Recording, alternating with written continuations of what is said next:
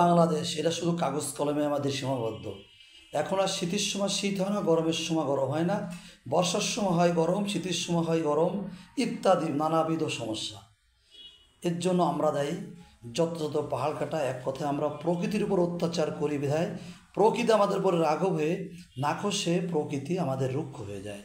আর তার প্রতিফলন পড়ে ব্যক্তি জীবনে, সমাজ জীবনে, শিশুদের উপর, বৃদ্ধদের উপর, মানুষের উপরে। কিন্তু শিল্পী বিমানেশ বিশ্বাস নড়াইল, বাসিন্দোনার বাড়ি, সেই শিল্পী এস এম সুলতানের শিষ্য, কুড়িগ্রাম ওনার বাড়ি, এস এম সুলতানের শিষ্য, খুলনা বিশ্ববিদ্যালয়ের সহকারী অধ্যাপক। উনি ছবিতে দেখানোর চেষ্টা করেছেন 200-300 বছর আগে বাংলার প্রকৃতি কেমন ছিল। এই সেই শরৎ নির্ভর সেই ছবিটা আপনারা দেখছেন, যার সম্বন্ধে বিস্তারিত আমাদের শ্রদ্ধেয় শিল্পী বলবেন।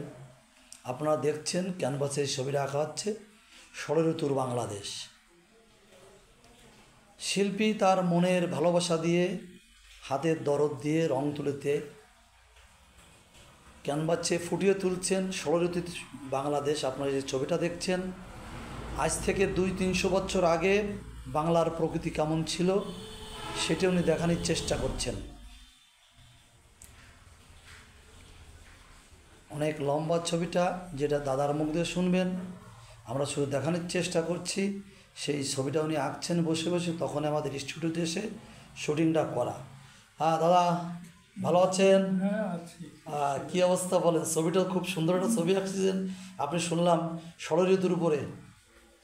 এ সম্বন্ধে আমাদের একটু কিছু বলবেন কি দাদা? হ্যাঁ, আমি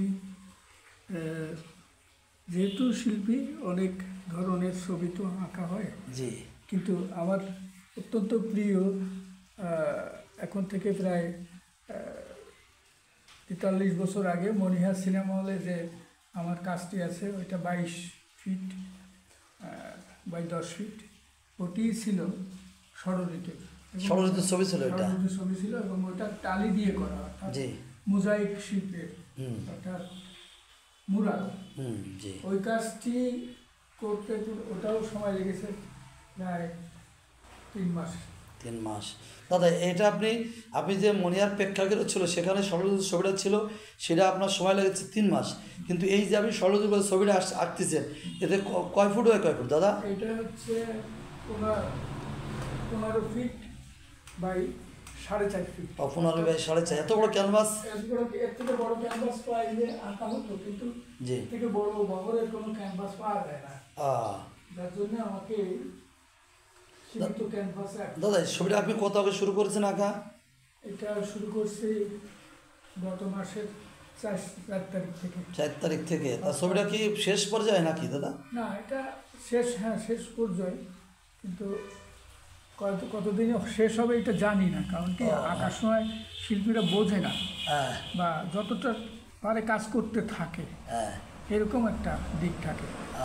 শেষ হয় না, ছবি কখনো শেষ হয় না। বড় শিল্পীরা ইউরোপে, আমেরিকাতে যেসব পেন্টিং আছে, সব শিল্পীরাই বলে যে ছবি কখনো শেষ হয় না, আর একটা সময় শেষ করে দিতে হয় আর কি, সময়ের প্রয়োজনে বা ওপেন, বা এটাকে মানুষের ষড়ঋতুর সেই ছবিটা আপনারা দেখছেন।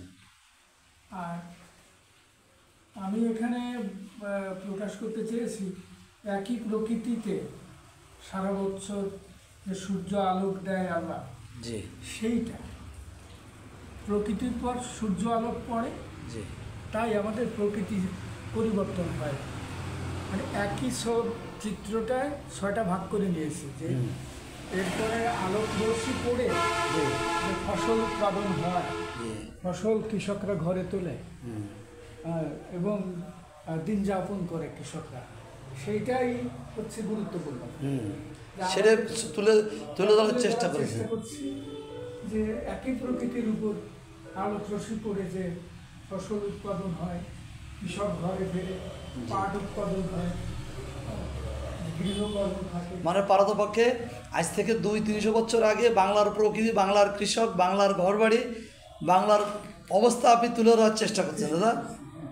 হ্যাপি দাদা, আপনি এই থিমটা কীভাবে আনলেন? এটা থিমটা হয়ে গেছে এরকম যে আমি ছবি আঁকছি, যখন একই দৃশ্য দুইবার আঁকতে গেছি একই প্রকৃতিতে, তখন দেখছি কালার ট্রান্সপারেন্সি, কালার চেঞ্জ হয়ে গেছে। জি, এইটা আমি ফসলের ক্ষেত থেকে পেয়েছি আর কি, আ একই জায়গায় বসে জি, 6টা ছবি আঁকার মতন, আ 6 ঋতু, তাই 6টা ছবি আঁকছি। আ যে আমার প্রকৃতিতে সারা বছরে 365 দিনের যে পরিবর্তন হয়, সেই পরিবর্তন আনার চেষ্টা করছেন, আনার চেষ্টা করি। একদম বাস্তব কৃষকের কাছে যে মাঠে যে এই অভিজ্ঞতা অর্জন করছেন আপনি। আর আমি বিশেষত দৃশ্য আঁকি, জি। আমার জীবনটা দৃশ্য আঁকতে আঁকতে গেল, হুম। অর্থাৎ গ্রামীণ দৃশ্য আমার অঞ্চলে। ও, আপনি গ্রামীণ দৃশ্যকে জীবনটা গেল। আমি ল্যান্ডস্কেপ পেইন্টার, জি, হ্যাঁ, মূলত ল্যান্ডস্কেপ পেইন্টার। জি, তারপরেও আমার যে স্টাডিটা জি, বা যে অভ্যাস, গ্রাম, যে আমি গ্রাম থেকে গেছি, উঠে এসেছি, গ্রামের কৃষকের ছেলে আমি, হ্যাঁ। গ্রামের প্রতি দায়বদ্ধতা, গ্রামের প্রতি ভালোবাসা। আপনার আব্বা ছিল একজন এই মাসিম দিয়ে ধোবাকলা একজন নাম করা কৃষক ছিলেন, উনি সমাজপতি ছিলেন। আপনি গ্রামে আপনার বেড়ে ওঠা, সেই ভালোবাসা, সেই টান, সেই নেশার থেকে আপনার এইগুলো করা। গ্রামীণ পরিবেশ, কি সুন্দর! 200-300 বছর আগে গ্রামীণ পরিবেশটা তুলে ধরছেন আপনি। আরও দেখেন, শিল্পী চেষ্টা করছে এই প্রকৃতি বাঁচলে আমরা বাঁচবো, আর প্রকৃতি বাঁচবে না আমরা বাঁচবো না, ষড়ঋতু থাকবে না, বাংলায় বাংলাদেশিরা ভালো থাকবে না, আমরা ভালো থাকবো না, সমাজ ব্যবস্থা ভালো থাকবে না। উনি সেটা তুলে ধরার চেষ্টা করছেন। দাদা, তাহলে আপনাকে অসংখ্য ধন্যবাদ। আপনি এত ব্যস্ততার ভিতরেও আমাদের একটু সময় দেওয়ার জন্য, আপনি আমাদের কাছে একটু একদম সংক্ষেপে কিছু বলেন। আপনাকেও ধন্যবাদ, আপনি আমার ছবিকে গুরুত্ব দিয়ে যে তুলছেন, হ্যাঁ, এটাই আমার কাছে। ওকে দাদা, আপনাকে অভিনন্দন। ভালো থাকবেন, সুস্থ থাকবেন।